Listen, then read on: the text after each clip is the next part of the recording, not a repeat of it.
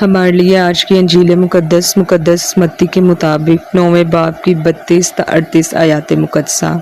اور جس وقت وہ باہر نکلے، دیکھو لوگ ایک اسیب زدہ گونگے کو اس کے پاس لائے، اور جب بدرو نکالی گئی تو گونگا بولا۔ اور لوگوں نے تعجب کر کے کہا کہ اسرائیل میں کبھی ایسا نہیں دیکھا گیا۔ مگر فریسیوں نے کہا، یہ تو بدروحوں کے سردار کی مدد سے بدروحوں کو نکالتا ہے۔ اور یسوع سب شہروں اور گاؤں میں پھرتا رہا اور ان کے عبادت خانوں میں تعلیم دیتا اور بادشاہی کی خوشخبری کی منادی کرتا اور ہر بیماری اور کمزوری کو دور کرتا رہا۔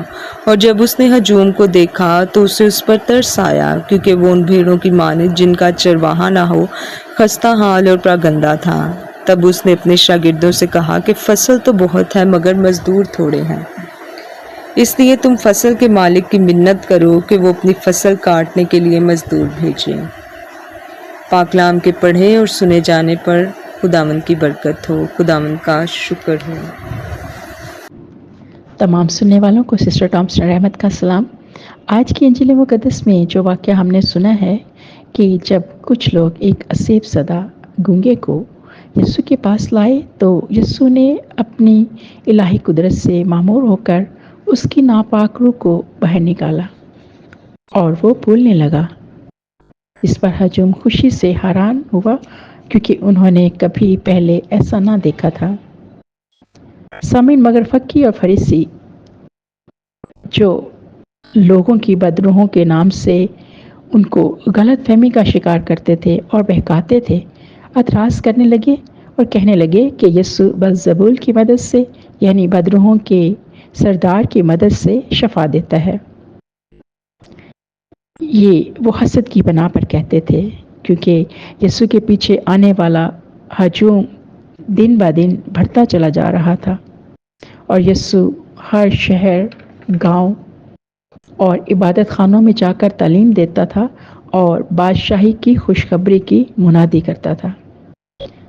یہی اس کا مشن تھا، اور اسی بادشاہی کے قیام اور استحکام کے لیے خدا باپ نے اپنے اکلوتے بیٹے کو دنیا میں بھیجا تھا۔ سامعین، یسوع نے ان مخالفین کی رتی بھر کرنے کی اور ہجوم میں ہر بیمار کو، پریشان کو تسلی دیتا رہا اور شفا دیتے ہوئے اپنی بادشاہت کا اعلان کرتا رہا۔ سامعین، بے شک یسوع الہی تھا، وہ خدا تھا، مگر وہ ہماری طرح انسان بنا اور وہ ہماری طرح محسوس بھی کرتا تھا۔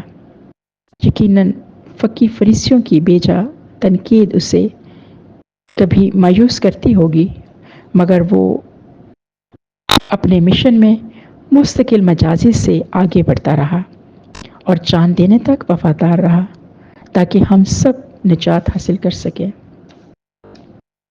بہت پیارے مومنین، آج کی یہ پاک انجیل، یہ واقعہ آپ کو مجھے کیا سکھاتا ہے؟ آج ہمیں بھی آج کا زندہ کلام یہ دعوت دیتا ہے کہ ہم اپنی زندگی میں اچھے اور نیک کاموں کو مخالفین کی وجہ سے یا دوسروں کے حسد کی وجہ سے ختم نہ کریں، بلکہ حوصلے کے ساتھ، صبر کے ساتھ مخالفین کی تنقید کو برداشت کرتے ہوئے یسوع کی تعلیم پر عمل کر کے دوسروں تک پہنچتے رہیں۔ کیونکہ آج بھی یسوع ہجوم کو، یعنی ان لوگوں کو دیکھ کر ان پر ترس کھاتا ہے جن کا کوئی چرواہا نہیں، جو لاوارث ہیں، جو خدا کی محبت اور رحم سے محروم ہیں، ناواقف ہیں۔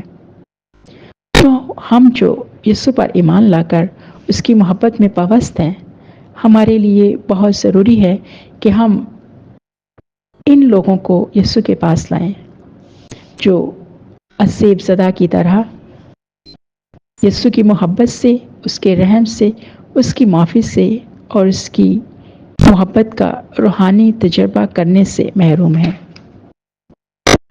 ہم اپنی دعاؤں کے وسیلے سے، اپنے نیک کاموں سے ان لوگوں کو خدا کے پاس لا سکتے ہیں۔ آئیں اپنے ایمان میں مضبوط رہ کر اپنی زندگی کے نیک مقصد میں وفادار رہ کر